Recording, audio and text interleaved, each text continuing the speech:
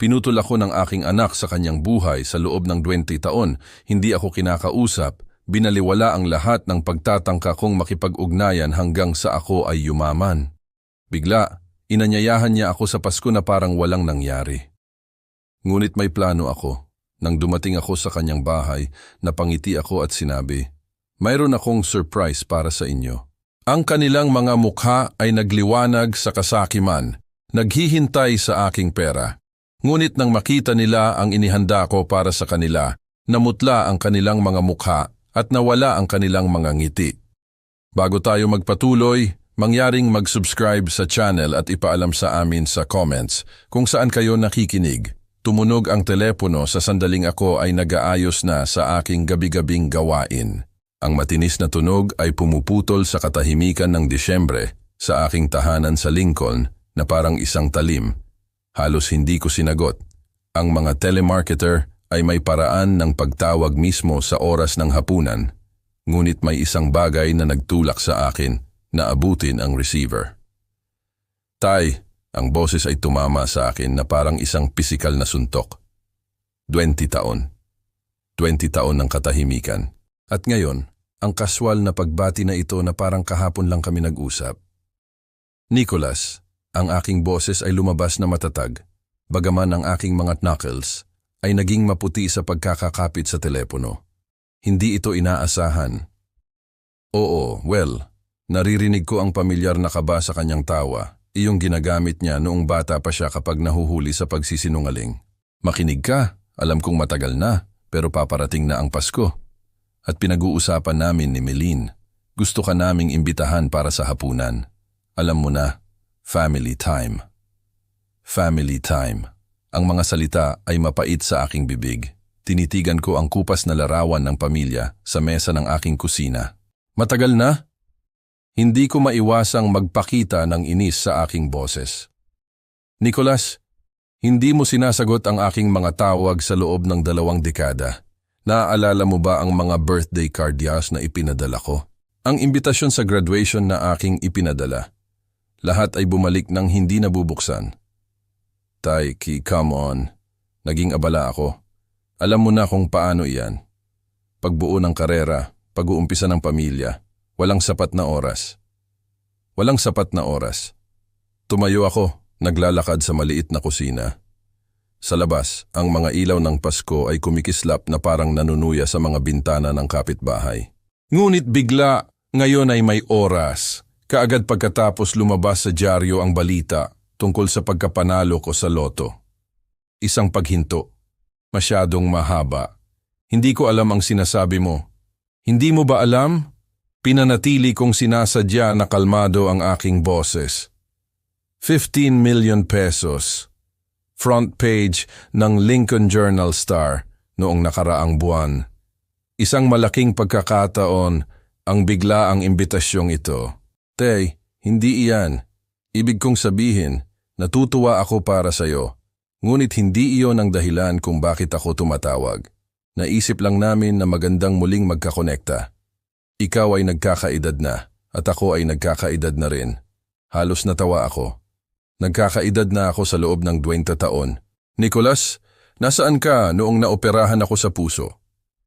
Nang magpalipas ako ng Pasko, nang mag-isa sa walang laman na bahay na ito, taon-taon.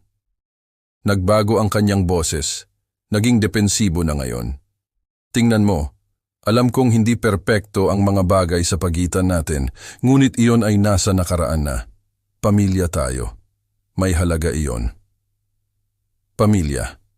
Ang salita ay sumabit sa pagitan namin na parang isang sumpa.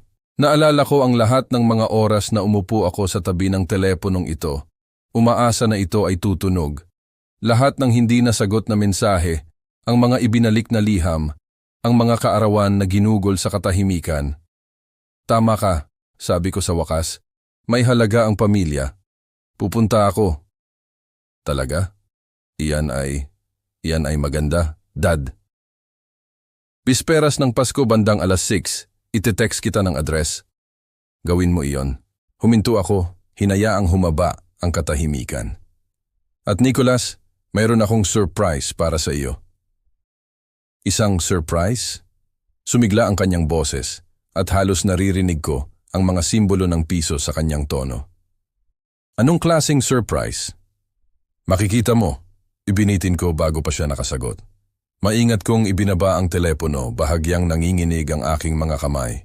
Ang kusina ay naging kakaiba ngayon, puno ng posibilidad. Sa labas, nagsimulang bumagsak ang niyebe na nagdudulot ng puti sa tahimik na mga kalye ng Lincoln. Tumayo ako doon sa loob ng mahabang sandali, nakatitig sa wala. Ang aking isip ay naglalakbay pabalik sa huling pagkakataon na nakita ko ang mukha ng aking anak. Matagal na yon, ngunit ang ilang mga sugat ay hindi kailanman tunay na gumagaling. Naghihintay lang sila, nakabaon sa ilalim ng mga tao ng pagtanggap at tahimik na dignidad hanggang sa dumating ang tamang sandali upang magpakita. Naglakad ako patungo sa bintana, pinapanood ang pagbagsak ng niyebe at naalala kung paano ito nagsimula. Naalala ko ang Disyembre. 20 taon na ang nakalipas nang ang lahat ng aking itinayo ay gumuho. Nakaupo ako sa parehong kusina, bagaman ang bahay ay iba ang pakiramdam noon. Mas mainit, puno ng pangako ng pamilya. Isang trabahong walang patutunguhan sa Morrison and Associates, isang mortgage na halos hindi natin kayang bayaran at mga pangarap na hindi kailanman matutupad. Naalala ko ang pagtayo sa doorway, pinapanood siyang itiklop ang kanyang mga damit na may mekanikal na katumpakan. Akala ko masaya tayo. Masaya? Tumawa siya, isang tunog na parang basag na salamin. Kailan ka huling nagbigay sa akin ng anumang surprise? Kailan mo ako huling dinala sa isang magandang lugar? Ginagawa akong reyna ni Robert. Si Robert, ang kanyang bagong kasintahan, ang may BMW sa corner office.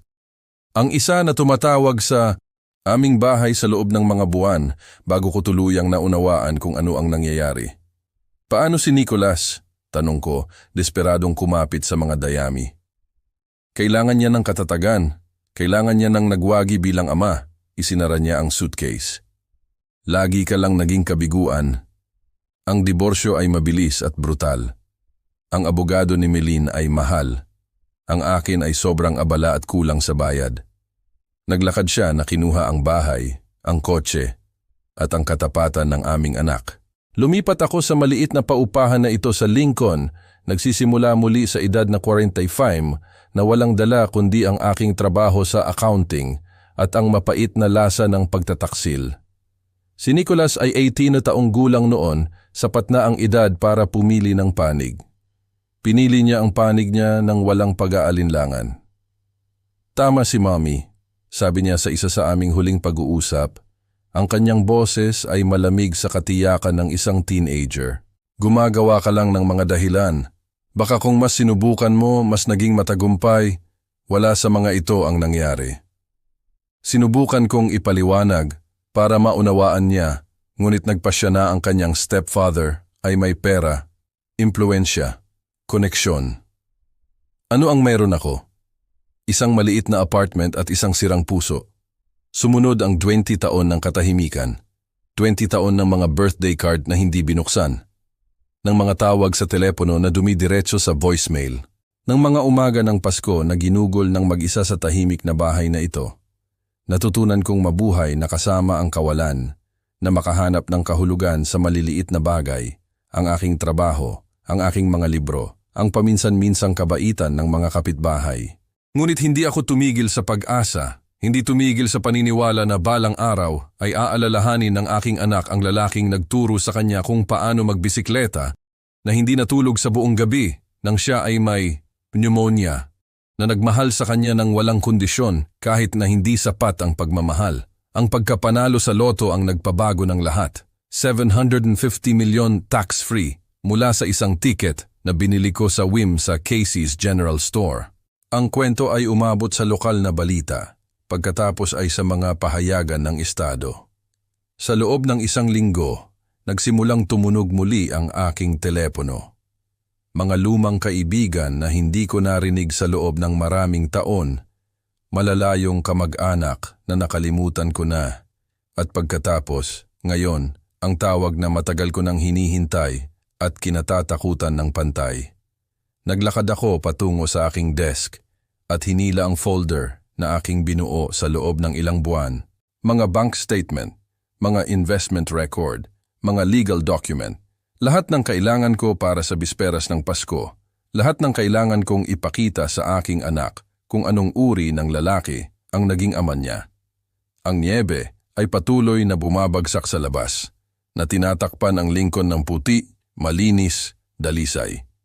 Sa madaling panahon, napakalapit, magkakaroon ako ng pagkakataong bigyan sina Nicholas at Milene ng surprise na matagal na nilang inaabangan.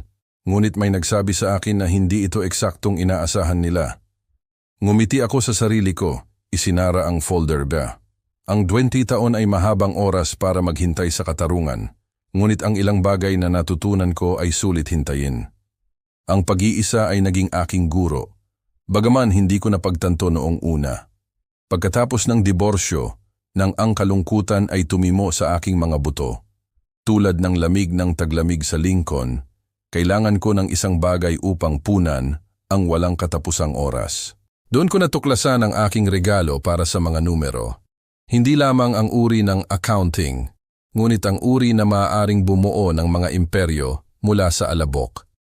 Nagsimula ito sa isang foreclosure notice na nakita ko sa Lincoln Journal-Star noong 2008. Isang maliit na duplex yan sa timog na bahagi. Walang espesyal, ngunit ang presyo ay nakakuha ng aking pansin. Habang ang lahat ay tumatakbo sa takot mula sa housing market, nakita ko ang pagkakataon.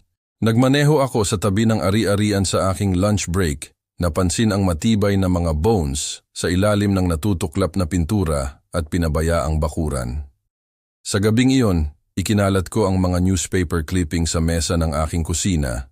Ang mga dilaw na gilid ay nakabaluktot sa liwanag ng lampara, mga interest rate ng mortgage, mga property value, mga prediksyon sa merkado. Kinain ko silang lahat na parang isang nagugutom na tao. Ang lumang wooden chair ay umikot sa ilalim ng aking bigat habang ako ay yumuko, nagkakalkula ng mga panganib sa likod ng mga utility bill. Sigurado ka ba dyan, Mr. Brooks?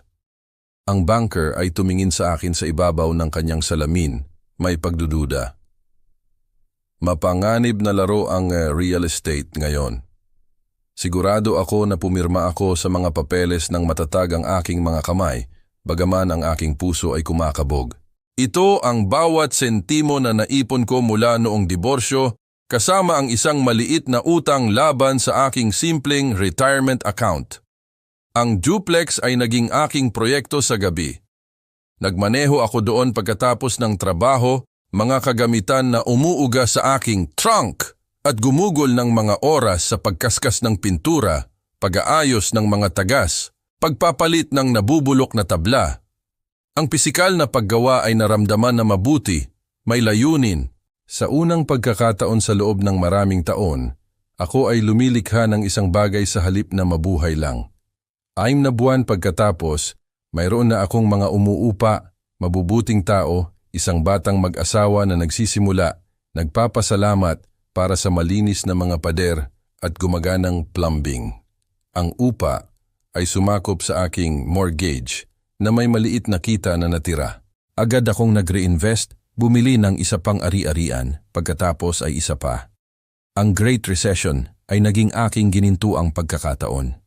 Habang ang iba ay nawalan ng kayamanan, itinayo ko ang akin ng tahimik, isang maingat na pagbili sa bawat pagkakataon.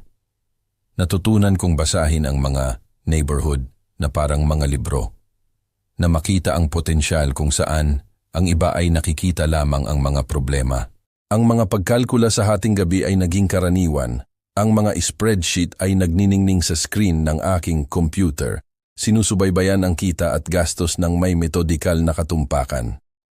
Pagsapit ng 2015, nagmamay-ari ako ng 12 ari-arian sa buong Lincoln. Pagsapit ng 2020, 23. Nanirahan ako sa parehong maliit na paupahan, nagmaneho ng parehong maaasahang Honda, nagsuot ng parehong simpleng damit.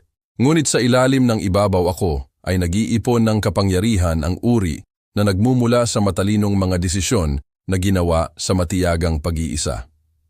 Ang pagkapanalo sa loto ay swerte, sigurado, ngunit ito ay lumapag sa pundasyon na itinayo ko sa pamamagitan ng disiplina at determinasyon. 750 milyon na idinagdag sa kung ano ang nakuha ko na sa pamamagitan ng pawis at estratehiya. Ako ay mas mayaman kaysa sa iniisip ni Nicholas, higit pa sa kailanman maniniwala si Milene. Tiningnan ko ang orasan, halos hating gabi na. Ang niyebe ay tumigil sa pagbagsak na iniwan ng Lincoln na binalutan ng malinis na katahimikan. Bukas ay magdadala ng mga bagong hamon, mga bagong pagkakataon upang patunayan na ang tahimik na lalaking kanilang itinuring na bigo ay naging isang bagay na ganap na iba. Alam ba ni Nicholas ang buong lawak ng aking nakamit? Naiintindihan ba niya na ang kanyang ama ay hindi lang mapalad kundi matalino? Nagdududa ako. Sa kanyang isip, ako pa rin ang sirang lalaki na nawalan ng lahat 20 taon na ang nakalipas. Ngunit ang lalaking iyon ay wala na. Pinalitan ng isang taong natutong gawing lakas ang kalungkutan, kabiguan tungo sa tagumpay. Ang bahay ay nanatili sa paligid ko na may pamilyar na mga tunog. Mayroon akong trabaho na gagawin, mga plano na tatapusin. Parating na ang bisperas ng Pasko at naging handa ako. Dumating ang umaga na may sariwang niyebe na bumabalot sa mga bintana. At ako ay umiinom ng kape sa mesa ng aking kusina nang tumunog muli ang telepono. Ang tunog ay nagpatigil sa akin, ang tasa ay kalahating daan sa aking mga labi. 2 tawag sa loob ng 2 araw pagkatapos ng 2 dekada ng katahimikan. Stanley. Ang boses ni Milene ay tumama sa akin na parang malamig na hangin. Parehong breathy tone pa rin na ginagamit niya kapag may gusto siya. Kahit na ang edad ay nagpahirap sa mga gilid. Sana hindi ka magalit na tumawag ako. Nakuha ko ang numero mo kay Nicholas. Maingat kong ibinaba ang aking kape. Milene, napakaisip mo na ikaw ay nakipag-ugnayan. Makinig ka. Alam kong masama ang pagtatapos namin, ngunit mayroon tayong anak na lalaki. Kailangan itong magbilang ng isang bagay, hindi ba? Si Nicholas ay nasa gulo, Stanley. Totoong gulo. Kailangan niya ng tulong, at naisip ko, aba, sa iyong kamakailang magandang kapalaran, narinig ko ang kaluskos sa likuran, mga bulong. Pagkatapos ay ang boses ni Nicholas, mahina ngunit malinaw. Humingi ka ng mas marami, sabihin mo sa kanya na urgent. Anong klaseng gulo? Pinanatili kong neutral ang aking boses kahit na humigpit ang hawak ko sa receiver. Ang negosyo niya, alam mo na kung paano yan. Ang mundo ng startup ay napaka-volatile. May mga investor na humihinga sa kanyang leeg at kung hindi siya makalikom ng pera kaagad, hinayaan niyang isabit ang pangungusap. Ayoko itong itanong, ngunit maaari mo bang tulungan kami? Mas maraming bulong. Sabihin mong para sa kinabukasan ng mga apo. Para ito sa kinabukasan ng mga apo. Patuloy ni Milene, ang kanyang boses ay kumukuha ng kalidad ng pagmamakaawa na naaalala ko mula sa aming kasal. Ayaw mong magdusa sila dahil sa mga problema sa negosyo, hindi ba? Pinanood ko ang singaw na umaakyat mula sa aking tasa ng kape. Iniisip ang lahat ng mga oras na nahulog ako sa ganitong routine. Ang manufactured crisis, ang emosyonal na manipulasyon, ang paraan kung paano niya palaging alam ang eksaktong mga button na pipindutin. Magkano? Tanong ko. Aba, ang 10 milyon ay makakatugon sa mga agarang problema. Ngunit kung maaari kang mag-stretch sa 15 milyon, isang bulong pa, baka 20 milyon para sigurado. Halos natawa ako. Pizza 20 milyon na hiniling na kasing kaswal ng paghiram ng asukal mula sa isang kapitbahay. Naiintindihan ko, Stanley, alam kong galit ka sa nakaraan, ngunit ito ay mas malaki kaysa sa ating mga problema. Ito ay tungkol sa pamilya. Tungkol sa paggawa ng tama. Ano ang tama? Inulit ko ang mga salita ng dahan-dahan. Sabihin mo sa akin, Milene, ano ang tama sa 20 taon ng katahimikan? Ano ang tama sa pagbabalik ng mga birthday card na hindi binuksan? Ano ang tama sa pagtuturo sa aming anak na ituring ang kanyang ama na parang estranghero? Humigpit ang kanyang boses. Iyan ay sinaunang kasaysayan na. Pinag-uusapan natin ang ngayon. Tungkol sa kinabukasan ng iyong anak. Hindi ako magbibigay ng kahit isang sentimo. Ano? Tila siya ay tunay na nabigla. Stanley, hindi ka maaaring seryoso. Nanalo ka ng milyon-milyong piso. Ano ba ang ilang daang libong piso para tulungan ang iyong sariling anak? Hindi isang sentimo, inulit ko. Hindi ngayon, hindi kailanman. Ngunit mahal mo siya. Ikaw ang kanyang ama. Paano mo siya basta na lang iiwan kapag siya ang pinakanangangailangan? Naalala ko ang lahat ng mga oras na kailangan ko sila. Lahat ng pag-abot na hindi pinansin. Natuto ako sa pinakamahusay. Gumagawa ka ng pagkakamali, pagsisisihan mo ito. Sa tingin ko hindi ko pagsisisihan. Ang linya ay namatay. Ibinaba niya ang telepono sa akin na parang ganoon lang. Inilapag ko ang telepono at pinanood ang patuloy na pagbagsak ng niyebe sa labas ng aking bintana. Ang katahimikan ay iba ang pakiramdam ngayon. Hindi walang laman, ngunit puno ng posibilidad. Nakapasa ako sa pagsubok. 20 taon na ang nakalipas, isusulat ko ang check. Desperado na bilhin pabalik ang kanilang pagmamahal. Ngunit ang lalaking naging ako ay nakakaunawa ng isang bagay na hindi kailanman naintindihan ng lumang Stanley. Ang respeto ay hindi mabibili at ang pag-ibig na may kaakibat na presyo ay hindi pag-ibig sa lahat. Tinapos ko ang aking kape at nagsimulang magplano ng aking susunod na hakbang. Ilang araw pa bago ang bisperas ng Pasko, ngunit may pakiramdam ako na ang aking anak at ang kanyang ina ay hindi pa tapos sa kanilang maliit na iskema. Ayos lang iyon. Naghintay ako ng 20 taon para sa sandaling ito. Makakapaghintay pa ako ng kaunti upang makita kung gaano kalayo ang kanilang pupuntahan. Tumunog muli ang telepono, malamang na isa pang desperadong pagtatangka na kumuha ng pera mula sa kanilang mayaman na ama. Hinayaan ko itong tumunog, pinapakinggan ang tunog na umalingaw-ngaw sa aking tahimik na bahay. Hayaan silang magtaka. Hayaan silang mag-alala. Ilang araw pa bago ang Pasko at mayroon akong trabaho na gagawin. Sa labas ang niyebe ay patuloy na bumabagsak, na tinatakpan ng lingkon ng puti, malinis, dalisay, handa para sa isang bagong simula. Ang bukang liwayway ay nagdala ng pokus at inabot ko ang telepono bago pa man matapos ang pagtitimpla ng aking kape sa umaga. Ang mga tala mula sa pananaliksik kahapon ay nakakalat sa mesa ng aking kusina na parang isang battle plan. Oras na para makita kung gaano kalayo ang gagawin ng kasakiman ng aking anak. Sinagot ni Nicholas sa ikalawang tawag. Tay, ang tunog niya ay nagulat, marahil ay natutuwa pa. Hindi ko inaasahang makarinig mula sa iyo ng ganoon kabilis. Naisip ko ang sinabi ng iyong ina kahapon tungkol sa iyong mga problema. Ay, iyon. Ang kanyang boses ay nagbago. Naging mas maingat. Malamang na pinalala niya ito kaysa sa kung ano talaga ito. Alam mo na kung paano siya mag-alala. Sumandal ako sa aking upuan. Pinapanood ang hangin ng taglamig na nagpapabagsak sa aking mga bintana. Sa totoo lang, Nicholas, tumawag ako dahil mayroon din akong sariling mga problema. Mga problema? Pinansyal?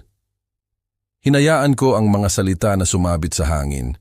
Napapansin kung paano nagbago ang kanyang paghinga. Natatakot ako na gumawa ako ng ilang kakilakilabot na desisyon sa aking mga napanalunan sa loto. Nahuli sa cryptocurrency trading. Alam mo na, Bitcoin, Ethereum, lahat ng mga digital currency na iyon na pinag-uusapan ng lahat. Oh, hindi. Ngunit ang kanyang tono ay hindi nagpapakita ng pakikiramay. Ito ay nagkakalkula. Gaano kasama iyon? Masama na. Nawala ko ang halos lahat sa pagbagsak ng merkado noong nakaraang linggo. Mga volatile investment, binabalaan nila ako. Ngunit inakala kong alam ko ang mas mahusay. Huminto ako. Hinayaan siyang lunukin ang gawa-gawang kwento na ito. Baka may sapat pa akong matitira para sa hapunan ng Pasko, ngunit hindi na masyadong marami. Ang katahimikan ay humaba sa pagitan namin na naputol lamang ng ugong ng phone line. Halos naririnig ko ang kanyang mga kaisipan na naglilipat, nagre-recalibrate. Well, sabi niya sa wakas, ang kanyang boses ay mas malamig kaysa sa taglamig ng Nebraska. Iyan ay talagang nakakalungkot, Dad. Siguro nangyayari ang mga bagay na iyan. Nangyayari nga, naghintay ako, Binibigyan siya ng pagkakataong magbigay ng kapanatagan, suporta, anumang bagay na maaaring magmukhang pagmamalasakit ng isang anak. Kaya tungkol sa Pasko, umubo siya. Baka mas mabuti kung hindi ka na lang pumunta ngayong taon. Ibig kong sabihin, sa lahat ng iyong pinagdadaanan, malamang na kailangan mong ituon ng pansin sa pag-aayos ng iyong pananalapi. Naroon na, ang maskara ay ganap na nahulog.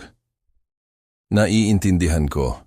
Pinanatili kong neutral ang aking boses kahit na sa loob ay nakaramdam ako ng malamig na kasiyahan. Kaya, ang imbitasyon ay wala na sa mesa. Oo, of course ito. Masisiyahan si Melin na makita ka. Isa pang kasinungalingan. Naririnig ko ang mga kalkulasyon na nagkiklik sa likod ng kanyang mga salita na parang isang lumang cash register. Actually, Dad, habang pinag-uusapan natin ang iyong paggaling sa pananalapi, nagtataka ako kung isa sa alang-alang mo bang tulungan ako sa isang bagay. Ngumisi ako ng mapait. Ay, ito ba ang business opportunity na iyon? Time sensitive, alam mo na ang uri ng deal na makakapag-ayos sa akin para sa buhay.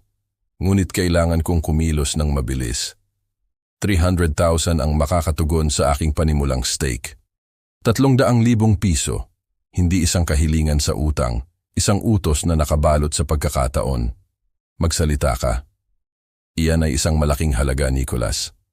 Alam ko, ngunit Dad, hindi lang ito tungkol sa akin. Ito ay tungkol sa pagtiyak sa kinabukasan ng pamilya, sa kinabukasan ng iyong mga apo. At sa totoo lang, pagkatapos ng lahat ng nangyari sa pagitan natin, naisip ko na ito ay isang paraan para, alam mo na, magsimulang muli. Ang manipulasyon ay nakamamangha sa pagiging walang hiya nito. Pamilya, mga apo, bagong simula, lahat ng mga button, iniisip niya nagagana sa lalaking dating ako. Kwentuhan mo ako patungkol sa oportunidad na ito, sabi ko, nagpapasok ng sapat na interes upang mapanatili siyang nagsasalita. Ito ay nasa sektor ng teknolohiya, pag-unlad ng AI. Sa totoo lang, revolusyonaryong bagay.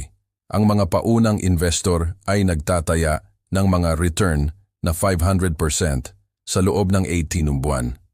Ang parehong pitch na malamang na ginamit niya sa kanyang mga naunang biktima. Nagtaka ako kung nag-abala pa siyang baguhin ang mga numero, 500%. Yan ay halos masyadong maganda para maging totoo. Alam kong tunog ito ng kabaliwan, ngunit Dad, ganyan ang mga breakthrough technology. Naaalala mo ba noong ang Bitcoin ay wala pa? Ang mga taong pumasok ng maaga ay kumita ng mga kapalaran. Hinayaan kong humaba ang katahimikan sa pagitan namin na parang ako ay tunay na nag-iisip tungkol dito. Sa katotohanan, ako ay humahanga sa kung gaano niya ganap na inihayag ang kanyang sarili. Walang pagbanggit sa pagbabayad sa akin. Walang pagkilala sa 20 taon ng katahimikan. Basta ang kanyang kamay ay nakaunat, palad pataas, naghihintay. Kailangan kong pag-isipan ito, sabi ko sa wakas. Siyempre. Ngunit Dad, oras talaga ay isang salik dito. Ang window ay nagsasara pagkatapos ng Pasko, kaya kung gagawin mo ito, kailangan nating kumilos ng mabilis. Ang pagkaapurahan ay gawa-gawa, siyempre. Lumikha ng presyon, alisin ang oras para sa mga pangalawang pag-iisip. Klasikong mga taktika ng con artist. Naiintindihan ko, hayaan mong pag-isipan ko iyon. Iyan lang ang maaari kong hilingin. At Dad, salamat sa pagsasaalang-alang man lang nito. Malaking bagay iyon sa akin.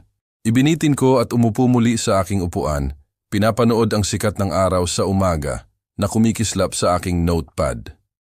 Ganap niyang tinanggap ang pain. Walang pagdududa, walang mga tanong tungkol sa kung paano ko nabawi ang aking mga pagkalugi ng mabilis. Purong walang halo na kasakiman. Kinuha ko ang aking pen at nagsulat ng isang salita. Kumpirmado. 20 taon ng katahimikan at ngayon gusto niya ng patoy 15 na milyon batay sa isang kapa-minutong tawag sa telepono. Ang kawalang hiyaan ay halos kahanga-hanga sa kanyang kawalang hiyaan. Halos. Tiningnan ko ang aking orasan. Nagsisimula pa lang ang araw ng negosyo at mayroon pa akong ibang mga tawag na kailangang gawin. Iba pang mga piraso na kailangang ayusin. Inakala ni Nicholas na nilalaro niya ako. ngunit wala siyang ideya na nagsimula na ang laro. Sa pain na iyon, binalik ko ang aking pansin sa mga contact na binuo ko noong pananaliksik kahapon. Ang mga investor na niloko ni Nicholas ay nararapat na malaman kung saan napunta ang kanilang pera at kung saan nagtatago ang lalaking kumuha nito. Nagsimula ako sa venture capital firm muna. Inilipat ako ng receptionist sa isang Mr. Davidson na tila pagod kahit na 9:00 ng umaga. Tumatawag ka tungkol kay Nicholas Brooks? Tumalas ang kanyang boses. Ano ang koneksyon mo sa kanya? Isang taong naniniwala sa pananagutan, sabi ko ng maingat. Naiintindihan ko na may utang siya sa inyong firm ng isang malaking halaga ng pera. Ang malaki ay isang pagpapaliit. Pinag-uusapan natin ang sinasadyang pandaraya, ngunit siya ay naglaho. Walang forwarding address, walang contact information. Ang aming mga abogado ay nabigo. Paano kung sinabi ko sa iyo na alam ko kung saan siya nagtatago? Nakikinig ako, sabi ni Davidson, nang sumikip ang kanyang upuan nang yumuko siya. Lincoln, Nebraska. Nagtatago siya doon ng ilang buwan, nakatira sa bahay ng kanyang ina habang nagpaplano ng kanyang susunod na iskema. Ibinigay ko ang address, numero ng telepono at ebidensya sa social media na aking nakalap. Ang kagalakan ni Davidson ay nararamdaman. Paano mo nalaman ang lahat ng iyan? Sabihin na lang natin na mayroon akong personal na interes sa pagtiyak na may katarungan. Pagkatapos ni Davidson, kinuntak ko ang 3 pribadong investor na binanggit ni Nicholas sa mga document ng rehistro ng kanyang nabigong kumpanya. Ang kanilang mga reaksyon ay kapansin-pansing magkapareho. Paunang pag-aalinlangan na sinusundan ng halos hindi mapigilang galit nang ibigay ko ang patunay ng kanyang kinaroroonan. Ang maliit na magnanakaw na iyon, unggol ni Helen Martinez, na nawalan ng 2.5 milyon sa kanyang solar panel startup. Alam kong nagtatago siya sa isang lugar. Sabi ng abogado ko, kailangan namin ng private investigator para hanapin siya. Ituring na nakumpleto ang investigasyon, sabi ko. Nagpapadala rin ako sa iyo ng ebidensya ng kanyang kasalukuyang pamumuhay, mga i-post ND sa social media na nagpapakita ng mga mamahaling pagbili, mga pagbisita sa restaurant, mga luxury item, lahat habang nag-aangkin ng pagkalugi. Sa pagtatapos ng tanghali, nakontak ko na ang 7 investor. Pagsapit ng 3 p.m., bumubuo na sila ng isang kolektibong demanda. Pagsapit ng 3:30, nag-schedule na sila ng conference call sa kanilang mga legal team. Umupo ako sa aking home office na napapalibutan ng mga papel at screenshot. Nakikinig sa aking telepono na tumatawag na may mga update. Ang bawat tawag ay nagdadala ng mas maraming kasiyahan kaysa sa huli. Mr. Anonymous, tawag sa akin ni Davidson nang bumalik siya. Hindi ko alam kung sino ka, ngunit ibinigay mo sa amin ang eksaktong kailangan namin.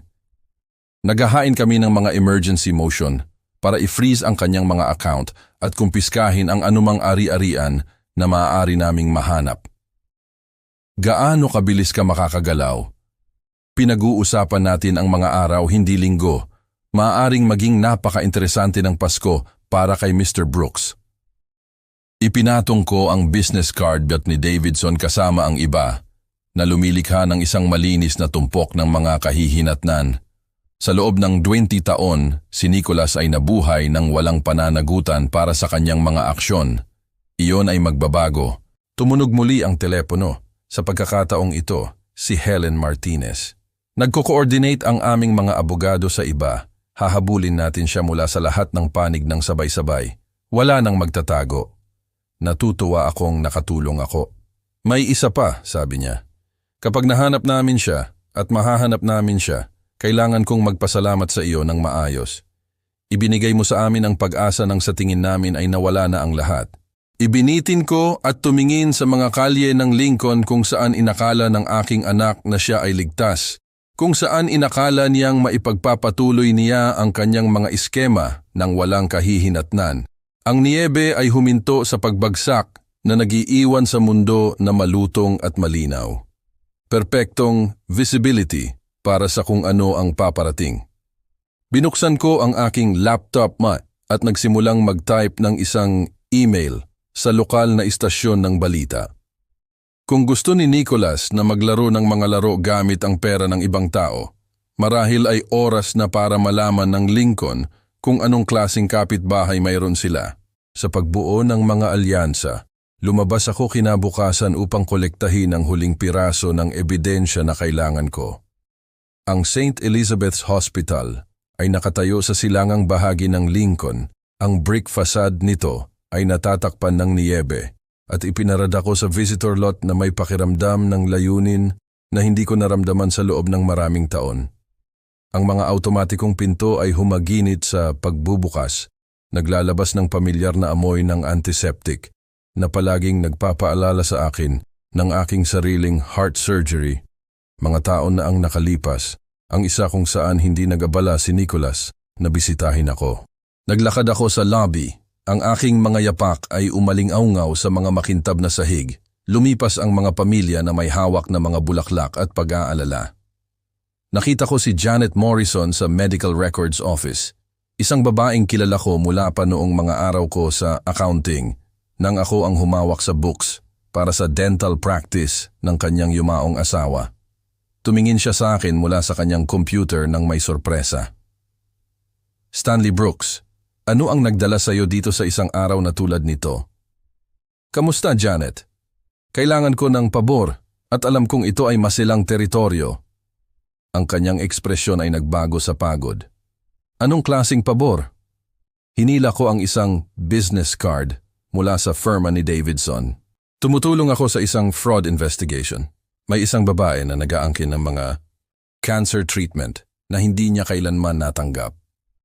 Nangongolekta ng mga donasyon sa ilalim ng maling akala. May mga taong apektado ang buhay. Sinuri ni Janet ang card na pagkatapos ay bumalik sa akin. Melene Brooks, ang aking ex-wife.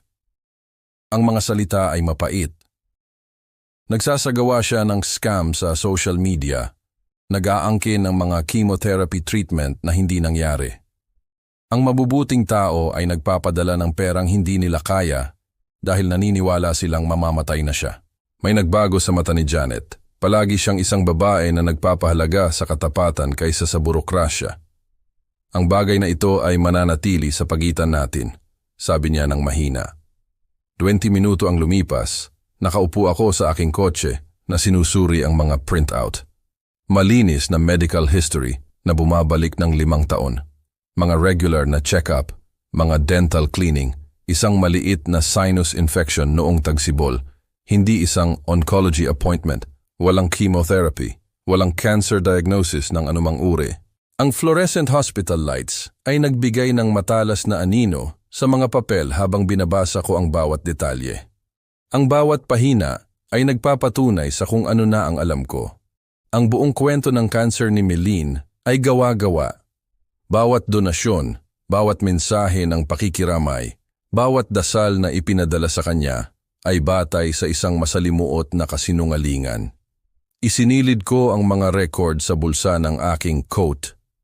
Naramdaman ang kanilang bigat sa aking dibdib na parang baluti.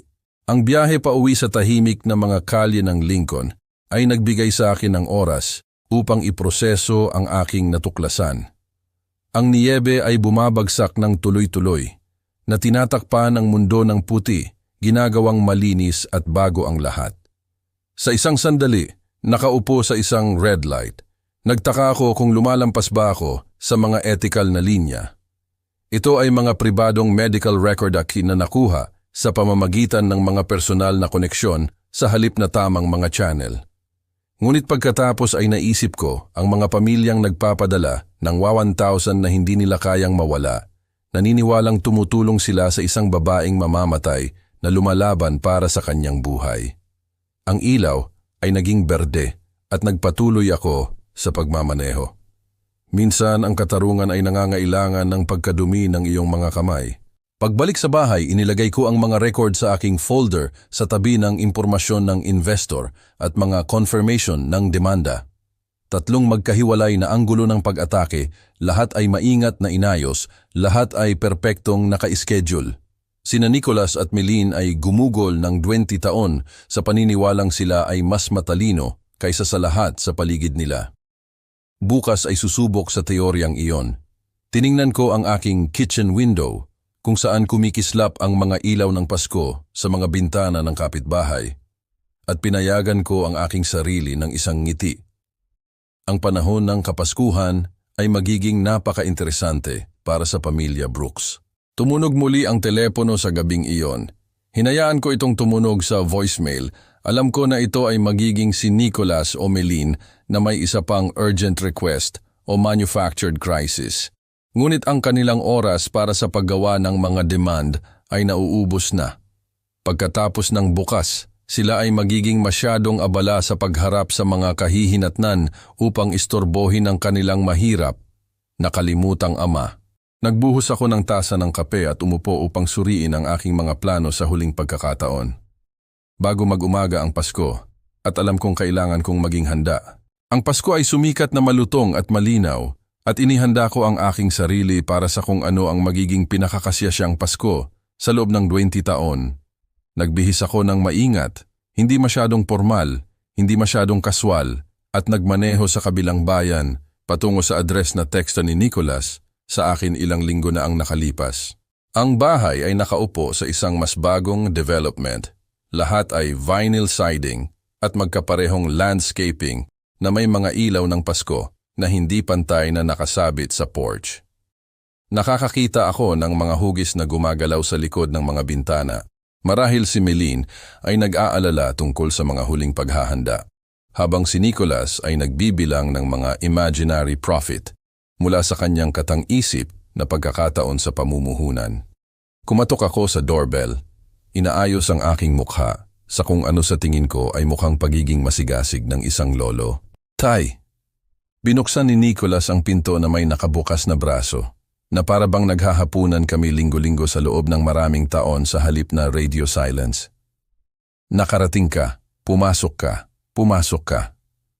Lumitaw si Meline sa likuran niya, mas payat kaysa sa naalala ko, ngunit may parehong nagkakalkulang tingin sa kanyang mga mata. Stanley, napakagandang makita ka, mukha kang masagana. Pumasok ako sa kanilang mainit na living room, napansin ang mamahaling mga kasangkapan na hindi magkatugma. Ang sobrang laki ng television, ang mga designer bag na walang bahala na nakasabit sa mga upuan. Lahat ay binili gamit ang pera ng ibang tao, walang duda. Salamat sa pag-imbita sa akin, sabi ko. Isinabit ang aking coat sa kanilang rack. May dala akong espesyal para mamaya, isang surprise para sa inyong dalawa. Agad na nagliwanag ang kanilang mga mata. Isang surprise? Pinagsama ni Meline ang kanyang mga kamay. Napakaisip. Umupo kami para sa hapunan sa isang mesa na kayang magpakain ng 12, puno ng mga putahe na mukhang kahanga-hanga, ngunit lasang galing sa deli ng grocery store. Naghiwa si Nicholas ng turkey na may teatrikal na pagpapakita, habang si Meline ay nagpuno ng mga baso ng alak at binomba ako ng mga tanong tungkol sa aking paggaling mula sa mga pagkalugi sa cryptocurrency. Napakasuwerte mo at nakabawi ka, sabi niya. Hindi eksaktong tumitingin sa aking mga mata. Ang mga pagbabago sa merkado ay maaaring maging hindi mahuhulaan. Tunay nga, maaari, sumang-ayon ako. Hinihiwa ang aking turkey sa mga eksaktong piraso. Ngunit natuto akong maging mas maingat kung sino ang pinagkakatiwalaan ko sa payo sa pananalapi. Inilunsad ni Nicholas ang isang detalyadong paliwanag ng kanyang oportunidad sa pamumuhunan sa AI, kumpleto sa projected returns at urgency ng timeline. Tumango ako, nagtatanong ng mga katanungan na nagpapakita sa akin na interesado habang pinapanood ang kanilang mga mukha na nagiging mas masigla sa bawat nakikitang tanda ng aking pagpayag na mamuhunan. Ang kumatok ay dumating mismo nang inihahanda ni Meline ang dessert. Matalim, may autoridad, ang uri ng kumatok na nangangahulugang negosyo. Kumunot ang noo ni Nicholas, ibinaba ang kanyang tinidor. Hindi ko inaasahan na may darating. Naglakad siya patungo sa pintuan sa harap si Meline at ako ay sumusunod sa likuran. Sa pamamagitan ng bintana, nakakita ako ng isang lalaki na nakasuot ng madilim na coat na may hawak na envelope. Nicholas Brooks? Tanong ng lalaki nang buksan ang pinto. Oh, ikaw ay naiserve. Ibinigay niya ang envelope at lumingon upang umalis. Tinitigan ni Nicholas ang mga papeles. Namutla ang kanyang mukha habang binabasa niya. Hindi ito maaaring totoo. Ano iyan, honey? Sumilip si Meline sa kanyang balikat. Isa itong demanda. Maraming demanda. Ang mga investors nahanap nila ako. Nanginginig ang kanyang mga kamay habang binabaligtad niya ang mga pahina ng mga legal document. Emergency asset freezes, mga kahilingan para sa restitusyon, mga akusasyon ng criminal fraud. Paano nila nalaman kung nasaan ako? Bahagyang pumutok ang kanyang boses. Pinanatili ko ang aking nag-aalalang ekspresyon ng lolo habang sa loob ay sinisipsip ko ang bawat sandali ng kanyang takot. Oh, hindi, sabi ni Meline, nagbabasa sa kanyang balikat. Stanley, ito ay kakilakilabot na timing sa gitna mismo ng hapunan ng Pasko. Ang mga bagay na iyan ay may paraan ng paghuli sa mga tao, sabi ko ng banayad. Nagsimulang maglakad si Nicholas, ipinapahid ang kanyang mga kamay sa kanyang buhok. Kailangan kong tawagan ang aking abogado. Hindi, kailangan kong umalis dito. Maaari nilang i-freeze ang lahat, ang bahay, ang mga account, lahat. Magkano ang gusto nila? Tanong ni Meline. 10 million plus damages plus interest. Mukha siyang magkakasakit. Lumingon si Meline sa akin na may pamilyar na ekspresyon na naaalala ko mula sa aming kasal. Ang isa na lumilitaw tuwing kailangan niya ng isang bagay na mahal. Stanley, sabi niya ng maingat, alam kong ito ay awkward, ngunit ang pamilya ni Nicholas, ang aming anak, at sa iyong kamakailang magandang kapalaran, baka pwede mo kaming tulungan sa mga legal fees hanggang sa maayos ito. Inabot niya ang kanyang telepono, malamang na magsimulang kalkulahin kung gaano karami ang inaakala niyang makukuha niya mula sa akin. Ngumiti ako sa kanya. Ang parehong matiyagang mangiti na ipinakita ko sa loob ng 20 taon ng manipulasyon at pagwawalang bahala.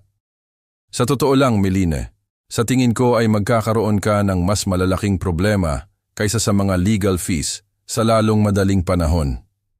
Tumingin siya pataas mula sa kanyang telepono, huminto sa kalagitnaan ng pagdial. Ano ang ibig mong sabihin? May kilala akong nagpapakadalubhasa sa mga fraud case, sabi niya. Ang kanyang boses ay kumukuha ng determinadong tono na naalala ko mula sa aming kasal. Isang kaibigan sa Facebook, napakatalinong abogado, humahawak sa ganitong uri ng sitwasyon sa lahat ng oras. Binuksan niya ang kanyang telepono at nag-navigate sa Facebook. Ang kanyang mga daliri ay gumagalaw na may kasanayang kakulangan. Pinanood ko ang kanyang mukha, alam kung ano ang paparating, ngunit mausisa upang makita kung paano ito magbubukas. Ang unang notification badge ay nagpakita ng 97 na mensahe. Bahagyang tumaas ang kanyang mga kilay, ngunit hindi pa siya nababahala. Maraming mensahe ang mga taong sikat, lalo na sa panahon ng Kapaskuhan. Pagkatapos ay nagsimula siyang mag-scroll. Anong klaseng Bulong niya, namumutla ang kanyang mukha habang binabasa niya. Nanginginig ang telepono sa kanyang mga kamay. Meline? Ano iyan? Si Nicholas ay sumilip sa kanyang balikat. Mga papeles ng demanda. Nakalimutan ang mga papeles ng demanda. Sinasabi nila na nagpanggap ako na may cancer. Tingnan mo ang mga komentama na ito. Pandaraya, scammer, nakakadiri, may daan-daan sa kanila. Uminom ako ng aking kape at pinanood ang pagtatanghal. Nag-scroll siya ng mas mabilis. Ang kanyang paghinga ay naging mababaw. Mayroong artikulo sa balita. Lincoln woman exposed for fake cancer scam. Paano sila... Hinablot ni Nicholas ang telepono at nagbasa ng malakas. Anonymous source provides medical records proving Meline Brooks never received cancer treatment despite collecting thousands in donations for chemotherapy costs. Hindi ito maaring mangyari, pumutok ang boses ni Meline. May nag-hack sa aking medical records. Ito ay illegal. Totoo ba? Tanong ni Nicholas. Ang kanyang boses ay nakamamatay na tahimik. Siyempre hindi totoo. Nilalabanan ko ang cancer. Alam mong nilalabanan ko ang cancer. Ngunit kahit na sinabi niya iyon, nakita ko ang pagdududa na gumagapang sa mga mata ni Nicholas. Siya ay maraming bagay, ngunit hindi siya tanga. Ang mga medical record ay masyadong detalyado, masyadong opisyal upang maging gawa-gawa. Jesus, Ma'am. Jesus Kristo. Alam mo ba kung ano ang ibig sabihin nito? Iniimbestigahan nila ang lahat, ang aking mga demanda, ang iyong mga donasyon, lahat ng iyon. Ang telepono ni Milene ay nag-buzz sa isa pang notification, pagkatapos ay isa pa. Ang mga mensahe ay umuulan na ngayon, mga dating nag-donate na humihingi ng refund, mga mamamahayag na humihingi ng mga interview, mga otoridad na nagtatanong, "Huwag mo nang itigil. Pakiusap," bulong niya, nakatitig sa screen. "Hindi ko ito mapapatigil," sigaw ni Nicholas. "Ginawa mo ito. Dinala mo ito sa amin." "Wala akong ginawa. May nag-set up sa akin." Sabay silang lumingon sa akin na para bang biglang naalala nila na nandyan ako. Ang kanilang mga mukha ay nagpakita ng halo ng desperasyon at pag-asa. Ang parehong ekspresyon na nakita ko ng maraming beses kapag kailangan nila ng isang bagay mula sa akin. "Stanley," sabi ni Milene, ang kanyang boses ay naging matamis sa kabila ng takot. "Sinabi mong mayroon kang surprise para sa amin. Pakiusap, sabihin mo sa amin na dinala mo ang pinag-usapan natin. Ang pera para sa investment ni Nicholas. Kailangan namin ito ngayon ng higit pa. Kaysa kailanman." Tumango si Nicholas ng masigasig. "Dad, alam kong masama ang tingnan nito, ngunit maaari nating ayusin ito. Sa tulong mo, maaari nating kunin ang pinakamahusay na mga abogado, ang pinakamahusay na mga public relations firm. Maaari nating gawing mawala ang lahat ng ito." Dahan-dahan akong tumayo. Inilapag ang aking tasa ng kape ng may maingat na katumpakan. Sinundan ng kanilang mga mata ang bawat paggalaw ko, gutom at desperado. "Sa totoo lang, naibigay ko na ang inyong surprise." Ang mga salita ay sumabit sa hangin na parang usok. Naglakad ako patungo sa coat rack at isinuot ang aking jacket na naglaan ng oras sa bawat pindutan. "Ano ang ibig mong sabihin?"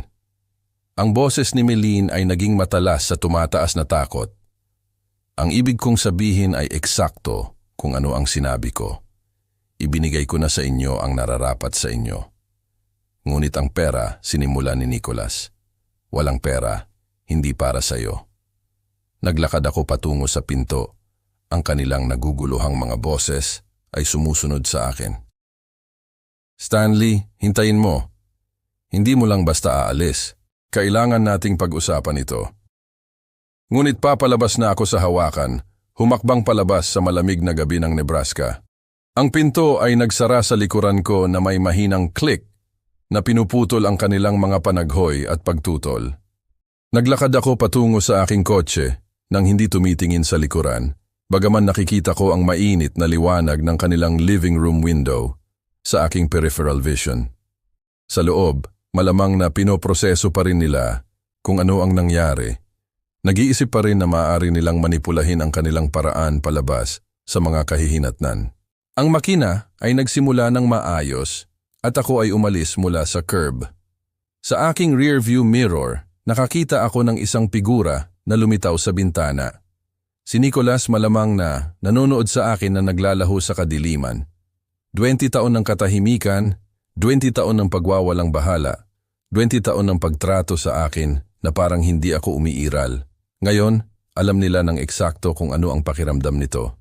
Ang mga araw ay naghalo sa mga linggo at ang mga ulat ay pumatak sa pamamagitan ng masikip na network ng tsismis at tunay na pag-aalala ng Lincoln. Ang kwento ay may mga binti tulad ng sinasabi nila sa industriya ng balita at tumakbo ito ng malawak. Tinawagan ako ni Janet mula sa ospital muna. "Stanley, sana tama ang ginawa ko." Tinanong ako ng mga autoridad tungkol sa mga record na yon. "Sigurado ako na pinangasiwaan mo ito ng naaangkop."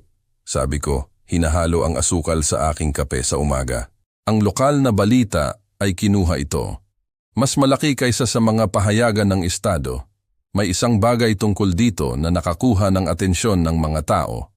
Marahil ang kawalang hiyaan ng pagpapanggap ng kanser para sa pera. Ang iba pang mga update ay dumating sa pamamagitan ng mga pagkakataon sa grocery store, kaswal na pag-uusap sa mga kapitbahay, mga piraso ng impormasyon na nagpinta ng isang larawan ng sistematikong pagbagsak. Ang mga labanan sa korte ni Nicolas ay mabilis at brutal. Ang mga investor, armado ng ebidensya at pinalakas ng matinding galit, ay nagpakita ng isang hindi matitinag na kaso. Ang hukom ay walang awa para sa isang taong nagnakaw ng mga pondo sa pagreretiro at mga college savings upang tustusan ang isang pamumuhay ng mga kasinungalingan. Nawala ang lahat, iniulat ni Tom Harrison na ang law firm ay humawak sa ilan sa mga papeles. Bahay, kotse, mga bank account. Kailangan niyang bumalik sa kanyang ina kung maniniwala ka. Ngunit ang sitwasyon ni Mylene ay marahil mas masahol pa. Ang cancer scam ay tumama sa isang ugat sa publiko sa mga paraan na hindi kailanman nagawa ng mga scheme ng investor ni Nicolas. Naiintindihan ng mga tao ang masamang mga kasunduan sa negosyo, ngunit ang pagpapanggap ng malubhang sakit ay lumampas sa isang linya na hindi na mababawi.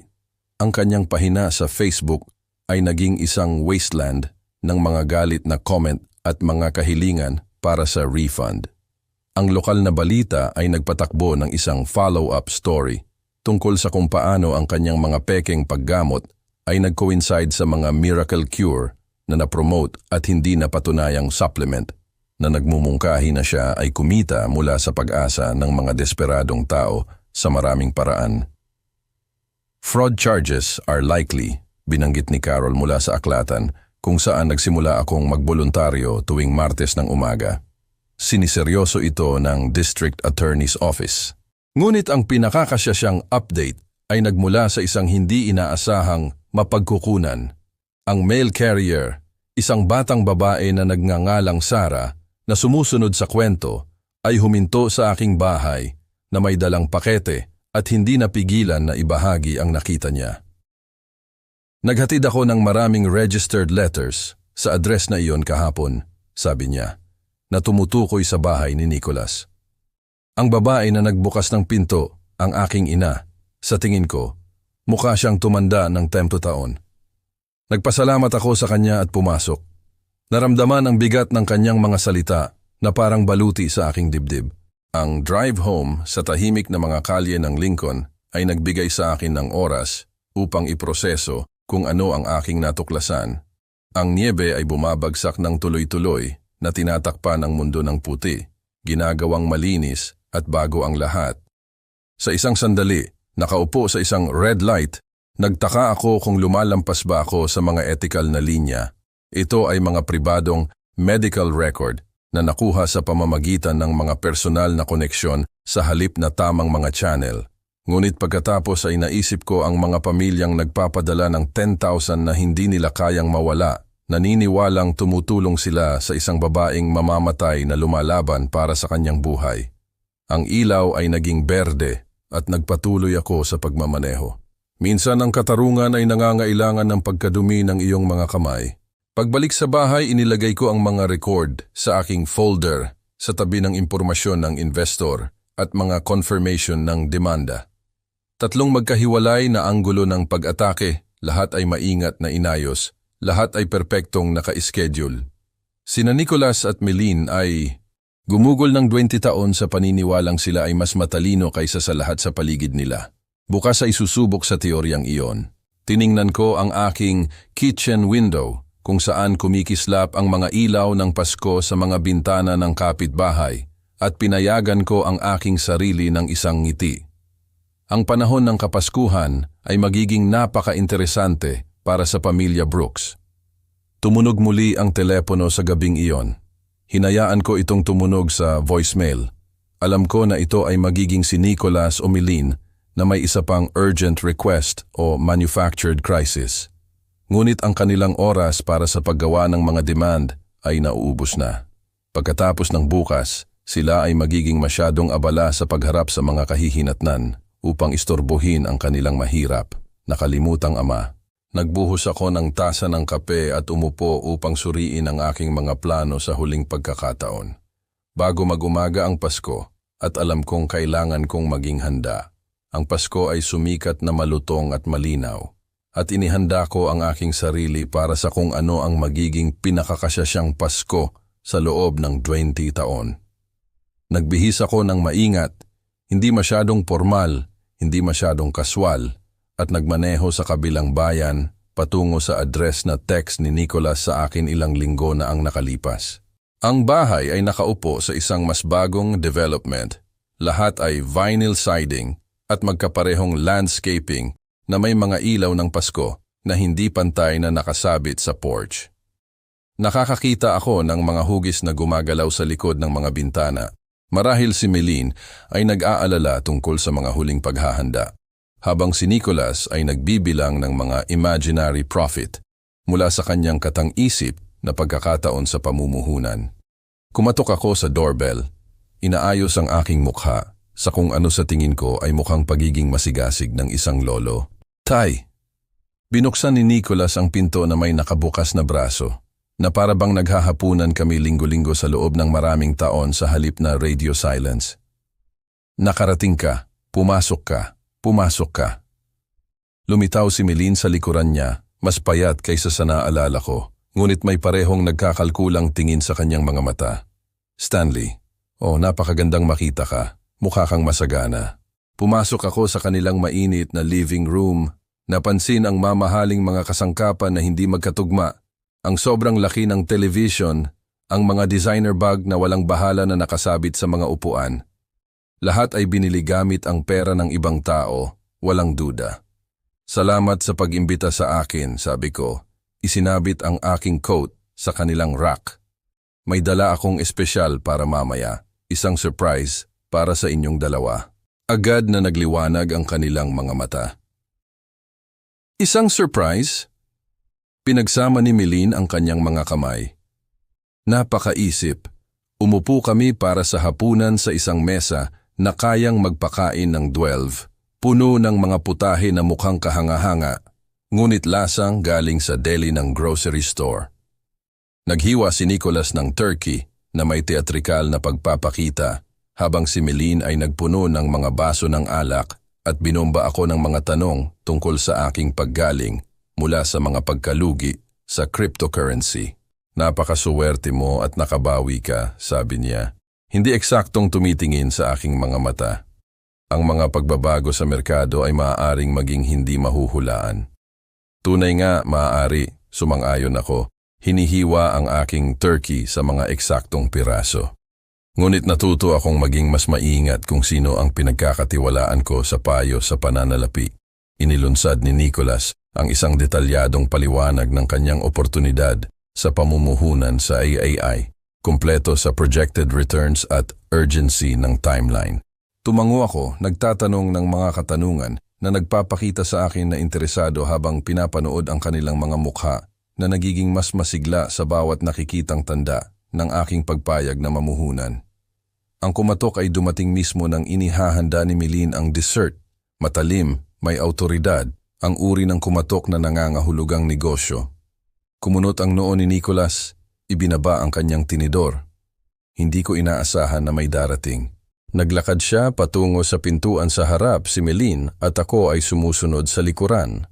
Sa pamamagitan ng bintana, nakakita ako ng isang lalaki na nakasuot ng madilim na coat na may hawak na envelope. Nicholas Brooks? Tanong ng lalaki nang buksan ang pinto. Oh, ikaw ay naiserve! Ibinigay niya ang envelope at lumingon upang umalis. Tinitigan ni Nicholas ang mga papeles. Namutla ang kanyang mukha habang binabasa niya. Ito! Hindi ito maaaring totoo. Ano iyan, honey? Sumilip si Meline sa kanyang balikat. Isa itong demanda. Maraming demanda. Ang mga investors nahanap nila ako. Nanginginig ang kanyang mga kamay habang binabaligtad niya ang mga pahina ng mga legal document.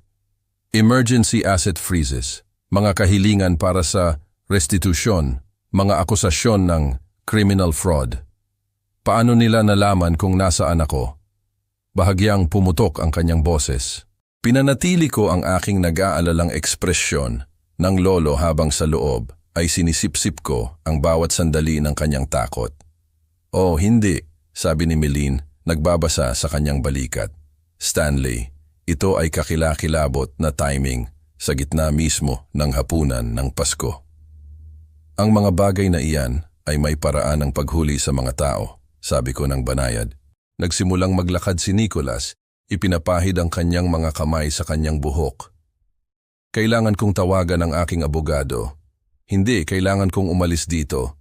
Maaari nilang i-freeze ang lahat, ang bahay, ang mga account, lahat.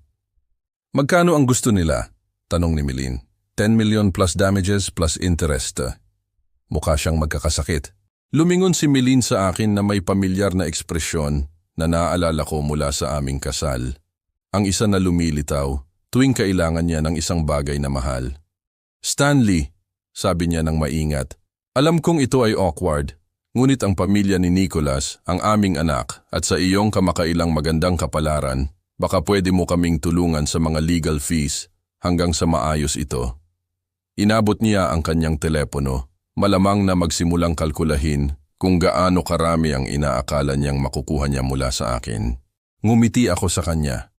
Ang parehong matiyagang mangiti na ipinakita ko sa loob ng 20 taon ng manipulasyon at pagwawalang bahala. Sa totoo lang, Meline, sa tingin ko ay magkakaroon ka ng mas malalaking problema kaysa sa mga legal fees sa lalong madaling panahon. Tumingin siya pataas mula sa kanyang telepono, huminto sa kalagitnaan ng pagdial. Ano ang ibig mong sabihin? May kilala akong nagpapakadalubhasa sa mga fraud case, sabi niya. Ang kanyang boses ay kumukuha ng determinadong tono na naalala ko mula sa aming kasal. Isang kaibigan sa Facebook, napakatalinong abogado, humahawak sa ganitong uri ng sitwasyon sa lahat ng oras. Binuksan niya ang kanyang telepono at nag-navigate sa Facebook. Ang kanyang mga daliri ay gumagalaw na may kasanayang kakulangan. Pinanood ko ang kanyang mukha, alam kung ano ang paparating, ngunit mausisa upang makita kung paano ito magbubukas. Ang unang notification badge ay nagpakita ng 97 na mensahe. Bahagyang tumaas ang kanyang mga kilay, ngunit hindi pa siya nababahala. Maraming mensahe ang mga taong sikat, lalo na sa panahon ng Kapaskuhan. Pagkatapos ay nagsimula siyang mag-scroll. Anong klaseng bulong niya, namumutla ang kanyang mukha habang binabasa niya. Nanginginig ang telepono sa kanyang mga kamay. Ay, Melin, ano iyan? Si Nicholas ay sumilip sa kanyang balikat. Mga papeles ng demanda, nakalimutan ang mga papeles ng demanda. Sinasabi nila na nagpanggap ako na may cancer. Tingnan mo ang mga comment yun na ito, pandaraya, scammer, nakakadiri, may daan-daan sa kanila. Uminom ako ng aking kape at pinanood ang pagtatanghal. Nag-scroll siya nang mas mabilis. Ang kanyang paghinga ay naging mababaw. Mayroong artikulo sa balita. Lincoln woman exposed for fake cancer scam. Paano sila? Hinablot ni Nicholas ang telepono at nagbasa ng malakas.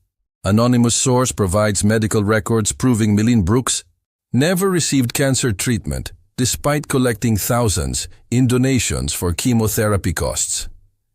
Hindi ito maaaring mangyari. Pumutok ang boses ni Melin. May nag-hack sa aking medical records. Ito ay illegal. Totoo ba? Tanong ni Nicholas. Ang kanyang boses ay nakamamatay na tahimik. Siyempre hindi totoo. Nilalabanan ko ang cancer. Alam mong nilalabanan ko ang cancer. Ngunit kahit na sinabi niya iyon, nakita ko ang pagdududa na gumagapang sa mga mata ni Nicholas.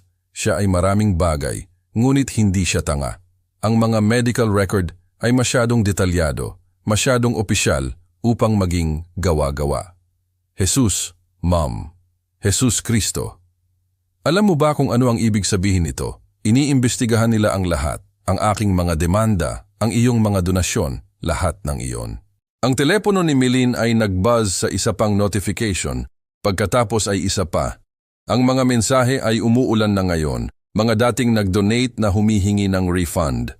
Mga mamamahayag na humihingi ng mga interview, mga otoridad na nagtatanong, "Huwag mo nang itigil." "Pakiusap," bulong niya, nakatitig sa screen. "Hindi ko ito mapapatigil," sigaw ni Nicholas. "Ginawa mo ito. Dinala mo ito sa amin."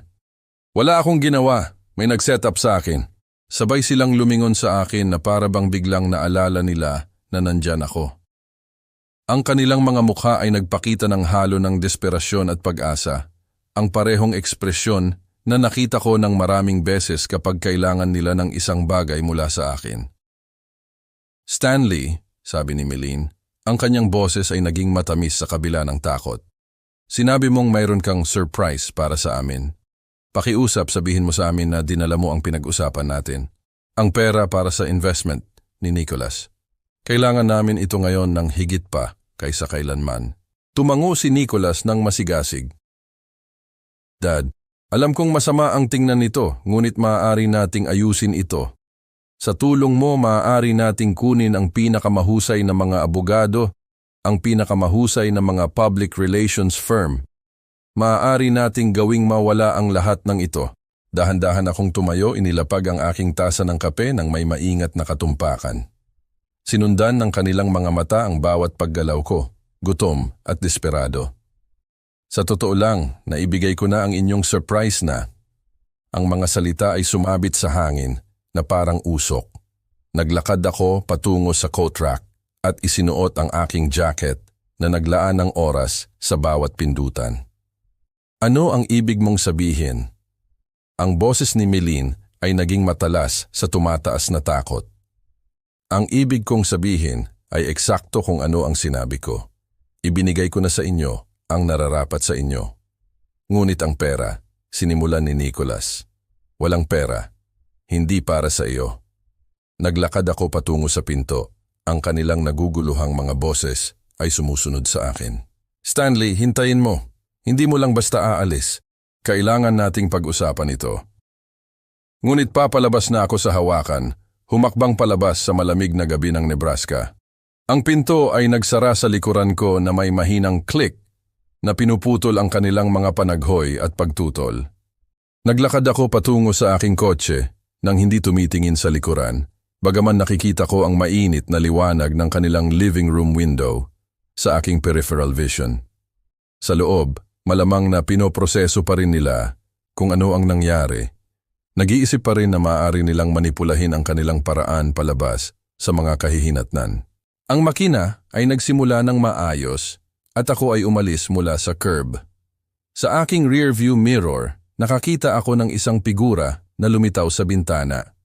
Si Nicholas malamang na nanonood sa akin na naglalaho sa kadiliman. 20 taon ng katahimikan, 20 taon ng pagwawalang bahala, 20 taon ng pagtrato sa akin na parang hindi ako umiiral. Ngayon, alam nila ng eksakto kung ano ang pakiramdam nito.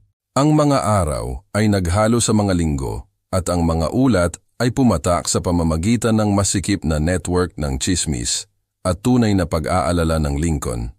Ang kwento ay may mga binti tulad ng sinasabi nila sa industriya ng balita at tumakbo ito ng malawak.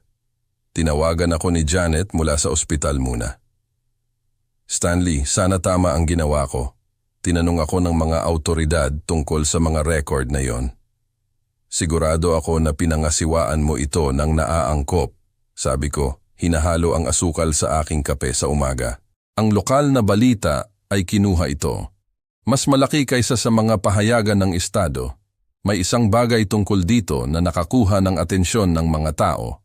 Marahil ang kawalang hiyaan ng pagpapanggap ng kanser para sa pera. Ang iba pang mga update ay dumating sa pamamagitan ng mga pagkakataon sa grocery store, kaswal na pag-uusap sa mga kapitbahay, mga piraso ng impormasyon na nagpinta ng isang larawan ng sistematikong pagbagsak. Ang mga labanan sa korte ni Nicholas ay mabilis at brutal. Ang mga investor, armado ng ebidensya at pinalakas ng matinding galit, ay nagpakita ng isang hindi matitinag na kaso. Ang hukom ay walang awa para sa isang taong nagnakaw ng mga pondo sa pagreretiro at mga college savings upang tustusan ang isang pamumuhay ng mga kasinungalingan. Nawala ang lahat. Iniulat ni Tom Harrison na ang law firm ay humawak sa ilan sa mga papeles. Bahay, kotse, mga bank account, kailangan niyang bumalik sa kanyang ina kung maniniwala ka. Ngunit ang sitwasyon ni Mylene ay marahil mas masahol pa. Ang cancer scam ay tumama sa isang ugat sa publiko sa mga paraan na hindi kailanman nagawa ng mga scheme ng investor ni Nicholas. Naiintindihan ng mga tao ang masamang mga kasunduan sa negosyo, ngunit ang pagpapanggap ng malubhang sakit ay lumampas sa isang linya na hindi na mababawi. Ang kanyang pahina sa Facebook ay naging isang wasteland ng mga galit na comment at mga kahilingan para sa refund. Ang lokal na balita ay nagpatakbo ng isang follow-up story tungkol sa kung paano ang kanyang mga pekeng paggamot ay nag-coincide sa mga miracle cure na na-promote at hindi napatunayang supplement na nagmumungkahi na siya ay kumita mula sa pag-asa ng mga desperadong tao sa maraming paraan. Fraud charges are likely, binanggit ni Carol mula sa aklatan kung saan nagsimula akong magboluntaryo tuwing Martes ng umaga. Siniseryoso ito ng District Attorney's Office. Ngunit ang pinakakasya siyang update ay nagmula sa isang hindi inaasahang mapagkukunan. Ang mail carrier, isang batang babae na nagngangalang Sarah na sumusunod sa kwento, ay huminto sa aking bahay na may dalang pakete at hindi napigilan na ibahagi ang nakita niya. Naghatid ako ng maraming registered letters sa address na iyon kahapon, sabi niya, na tumutukoy sa bahay ni Nicholas. Ang babae na nagbukas ng pinto, ang aking ina, sa tingin ko, mukha siyang tumanda ng 10 taon. Nagpasalamat ako sa kanya at pumasok. Naramdaman ang bigat ng kanyang mga salita na parang baluti sa aking dibdib. Ang drive home sa tahimik na mga kalye ng Lincoln ay nagbigay sa akin ng oras upang iproseso ang aking natuklasan. Ang nyebe ay bumabagsak ng tuloy-tuloy na tinatakpan ang mundo ng puti, ginagawang malinis at bago ang lahat. Sa isang sandali, nakaupo sa isang red light, nagtaka ako kung lumalampas ba ako sa mga etikal na linya. Ito ay mga pribadong medical record na nakuha sa pamamagitan ng mga personal na koneksyon sa halip na tamang mga channel. Ngunit pagkatapos ay naisip ko ang mga pamilyang nagpapadala ng 10,000 na hindi nila kayang mawala, naniniwalang tumutulong sila sa isang babaeng mamamatay na lumalaban para sa kanyang buhay. Ang ilaw ay naging berde at nagpatuloy ako sa pagmamaneho. Minsan ang katarungan ay nangangailangan ng pagkadumi ng iyong mga kamay. Pagbalik sa bahay, inilagay ko ang mga record sa aking folder sa tabi ng impormasyon ng investor at mga confirmation ng demanda. 3 magkahiwalay na anggulo ng pag-atake, lahat ay maingat na inayos, lahat ay perpektong naka-schedule. Sina Nicholas at Meline ay gumugol ng 20 taon sa paniniwalang sila ay mas matalino kaysa sa lahat sa paligid nila. Bukas ay susubok sa teoryang iyon. Tiningnan ko ang aking kitchen window kung saan kumikislap ang mga ilaw ng Pasko sa mga bintana ng kapitbahay at pinayagan ko ang aking sarili ng isang ngiti. Ang panahon ng Kapaskuhan ay magiging napaka-interesante para sa pamilya Brooks. Tumunog muli ang telepono sa gabing iyon. Hinayaan ko itong tumunog sa voicemail. Alam ko na ito ay magiging si Nicholas o Meline na may isa pang urgent request o manufactured crisis. Ngunit ang kanilang oras para sa paggawa ng mga demand ay nauubos na. Pagkatapos ng bukas, sila ay magiging masyadong abala sa pagharap sa mga kahihinatnan upang istorbohin ang kanilang mahirap. Nakalimutang ama. Nagbuhos ako ng tasa ng kape at umupo upang suriin ang aking mga plano sa huling pagkakataon. Bago mag-umaga ang Pasko at alam kong kailangan kong maging handa. Ang Pasko ay sumikat na malutong at malinaw. At inihanda ko ang aking sarili para sa kung ano ang magiging pinakakasasyang Pasko sa loob ng 20 taon. Nagbihis ako ng maingat, hindi masyadong formal, hindi masyadong kaswal, at nagmaneho sa kabilang bayan patungo sa address na text ni Nicholas sa akin ilang linggo na ang nakalipas. Ang bahay ay nakaupo sa isang mas bagong development. Lahat ay vinyl siding at magkaparehong landscaping na may mga ilaw ng Pasko na hindi pantay na nakasabit sa porch. Nakakakita ako ng mga hugis na gumagalaw sa likod ng mga bintana.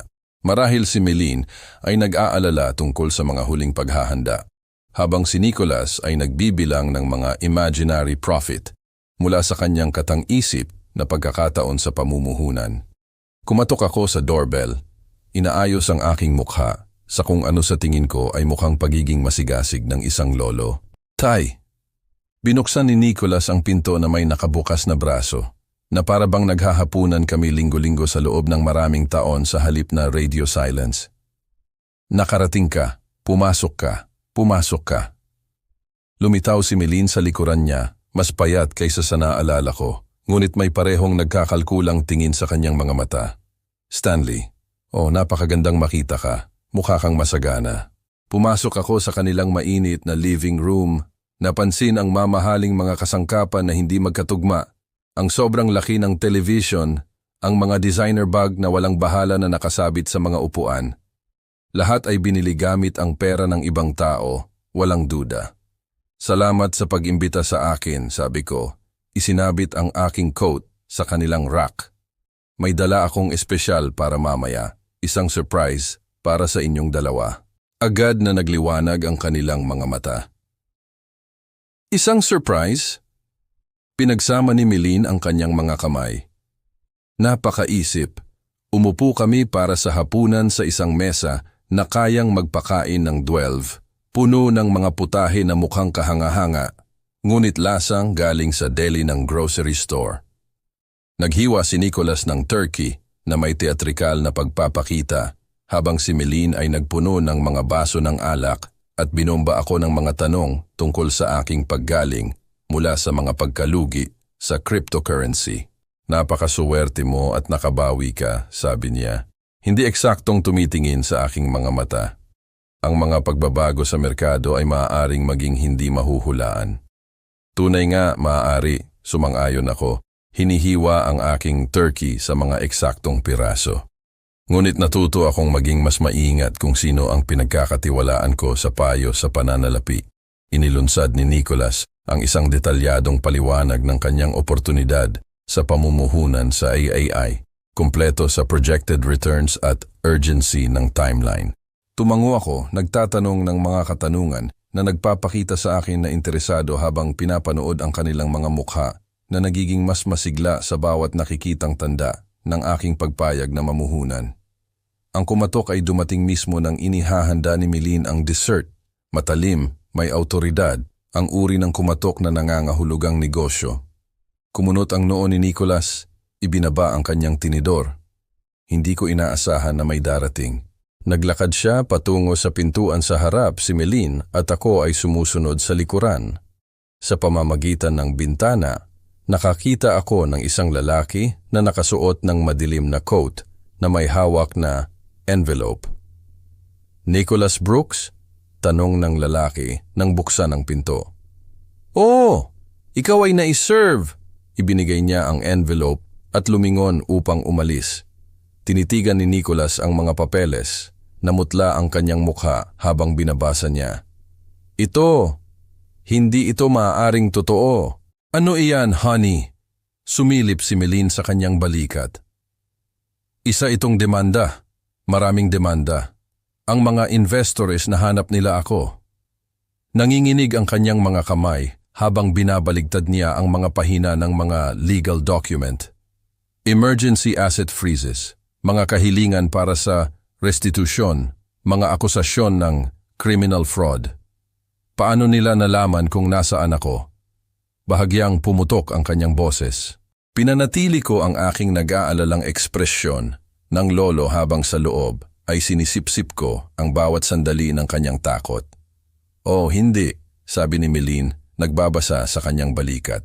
Stanley, ito ay kakilakilabot na timing sa gitna mismo ng hapunan ng Pasko. Ang mga bagay na iyan ay may paraan ng paghuli sa mga tao, sabi ko ng banayad. Nagsimulang maglakad si Nicholas, ipinapahid ang kanyang mga kamay sa kanyang buhok. Kailangan kong tawagan ang aking abogado. Hindi, kailangan kong umalis dito. Maaari nilang i-freeze ang lahat, ang bahay, ang mga account, lahat. Magkano ang gusto nila? Tanong ni Melin. 10 million plus damages plus interest. Mukha siyang magkakasakit. Lumingon si Melin sa akin na may pamilyar na ekspresyon na naaalala ko mula sa aming kasal. Ang isa na lumilitaw tuwing kailangan niya ng isang bagay na mahal. Stanley, sabi niya ng maingat. Alam kong ito ay awkward, ngunit ang pamilya ni Nicholas, ang aming anak, at sa iyong kamakailang magandang kapalaran, baka pwede mo kaming tulungan sa mga legal fees hanggang sa maayos ito. Inabot niya ang kanyang telepono, malamang na magsimulang kalkulahin kung gaano karami ang inaakala niyang makukuha niya mula sa akin. Ngumiti ako sa kanya. Ang parehong matiyagang mangiti na ipinakita ko sa loob ng 20 taon ng manipulasyon at pagwawalang bahala. Sa totoo lang, Meline, sa tingin ko ay magkakaroon ka ng mas malalaking problema kaysa sa mga legal fees sa lalong madaling panahon. Tumingin siya pataas mula sa kanyang telepono, huminto sa kalagitnaan ng pagdial. Ano ang ibig mong sabihin? May kilala akong nagpapakadalubhasa sa mga fraud case, sabi niya. Ang kanyang boses ay kumukuha ng determinadong tono na naalala ko mula sa aming kasal. Isang kaibigan sa Facebook, napakatalinong abogado, humahawak sa ganitong uri ng sitwasyon sa lahat ng oras. Binuksan niya ang kanyang telepono at nag-navigate sa Facebook. Ang kanyang mga daliri ay gumagalaw na may kasanayang kakulangan. Pinanood ko ang kanyang mukha, alam kong ano ang paparating, ngunit mausisa upang makita kung paano ito magbubukas. Ang unang notification badge ay nagpakita ng 97 na mensahe. Bahagyang tumaas ang kanyang mga kilay, ngunit hindi pa siya nababahala. Maraming mensahe ang mga taong sikat, lalo na sa panahon ng Kapaskuhan. Pagkatapos ay nagsimula siyang mag-scroll. Anong klaseng Bulong niya, namumutla ang kanyang mukha habang binabasa niya. Nanginginig ang telepono sa kanyang mga kamay. Meline, ano iyan? Si Nicholas ay sumilip sa kanyang balikat. Mga papeles ng demanda, nakalimutan ang mga papeles ng demanda. Sinasabi nila na nagpanggap ako na may cancer. Tingnan mo ang mga comment na ito. Pandaraya, scammer, nakakadiri, may daan-daan sa kanila. Uminom ako ng aking kape at pinanood ang pagtatanghal. Nag-scroll siya ng mas mabilis. Ang kanyang paghinga ay naging mababaw. Mayroong artikulo sa balita. Lincoln woman exposed for fake cancer scam. Paano sila? Hinablot ni Nicholas ang telepono at nagbasa ng malakas.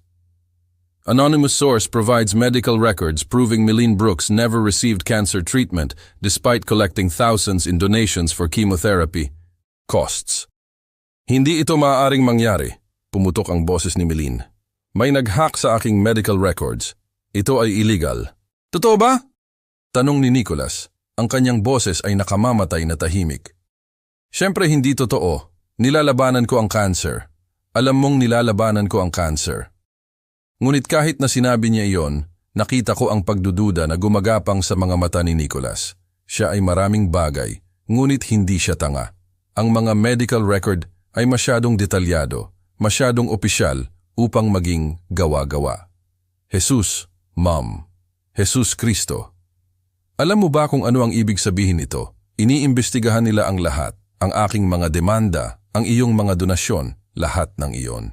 Ang telepono ni Meline ay nag-buzz sa isa pang notification, pagkatapos ay isa pa. Ang mga mensahe ay umuulan na ngayon, mga dating nag-donate na humihingi ng refund, mga mamamahayag na humihingi ng mga interview, mga otoridad na nagtatanong, "Huwag mo nang itigil."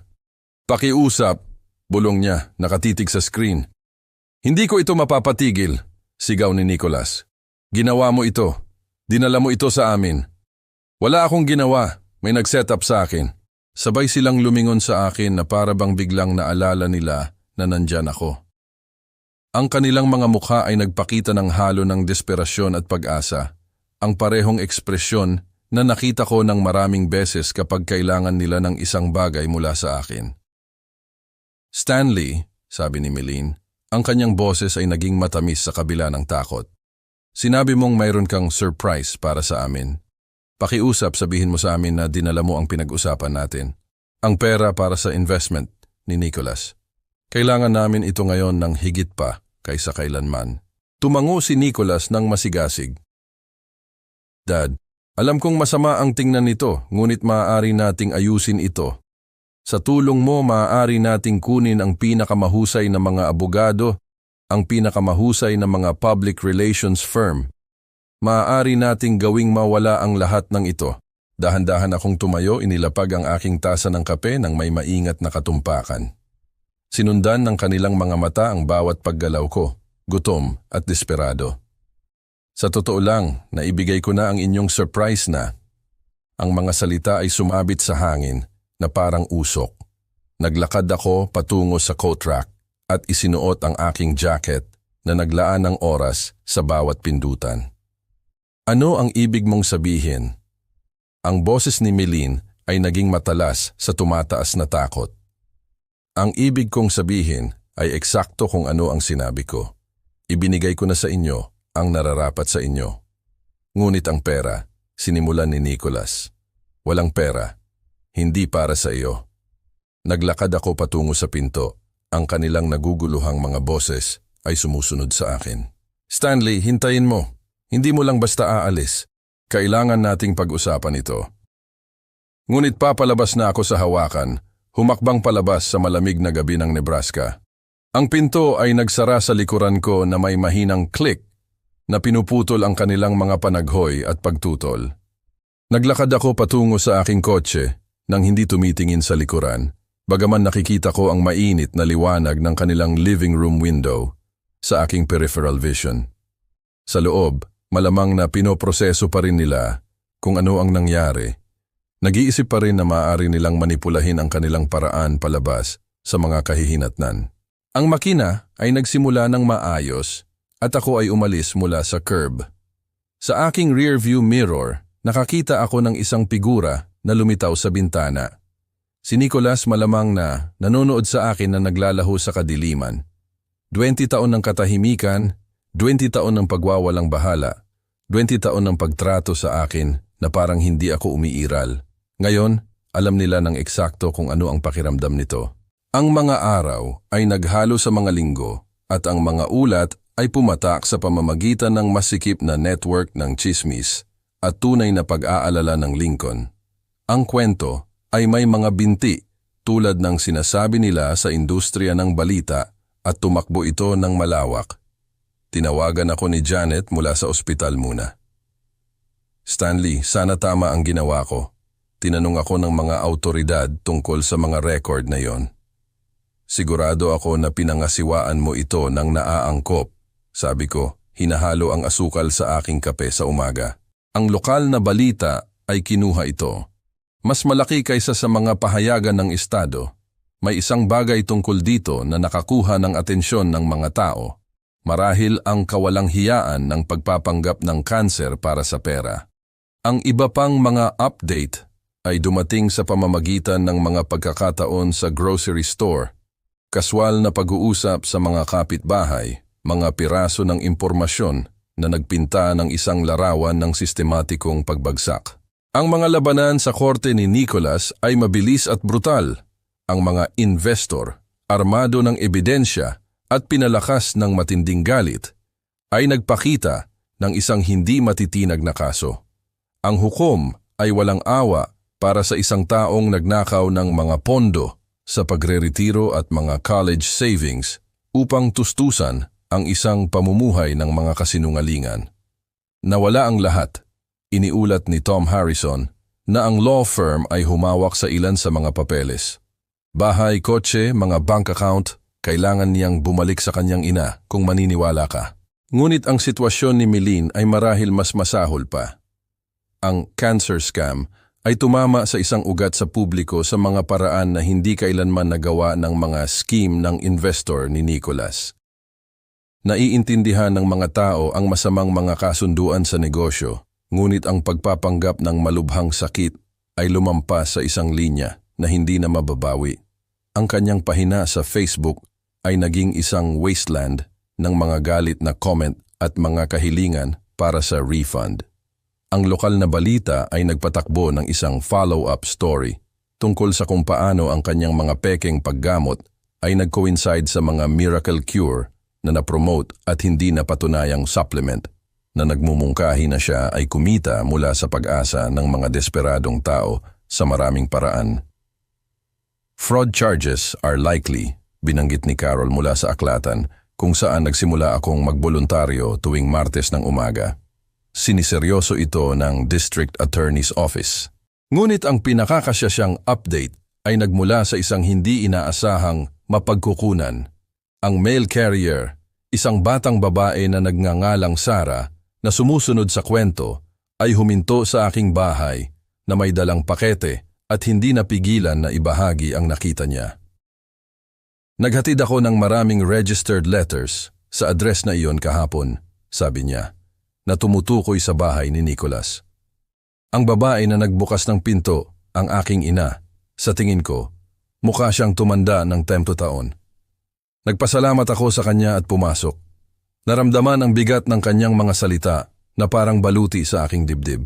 Ang drive home sa tahimik na mga kalye ng Lincoln ay nagbigay sa akin ng oras upang iproseso ang aking natuklasan. Ang nyebe ay bumabagsak ng tuloy-tuloy na tinatakpan ang mundo ng puti, ginagawang malinis at bago ang lahat. Sa isang sandali, nakaupo sa isang red light, nagtaka ako kung lumalampas ba ako sa mga etikal na linya.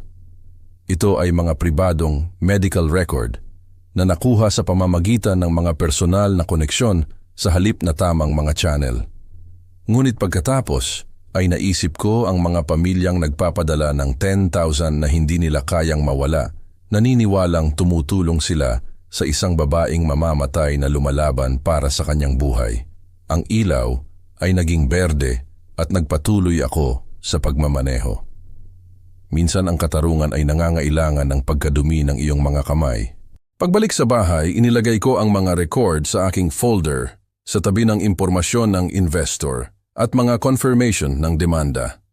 3 magkahiwalay na anggulo ng pag-atake, lahat ay maingat na inayos, lahat ay perpektong naka-schedule. Sina Nicholas at Melin ay gumugol ng 20 taon sa paniniwalang sila ay mas matalino kaysa sa lahat sa paligid nila. Bukas ay susubok sa teoryang iyon. Tiningnan ko ang aking kitchen window kung saan kumikislap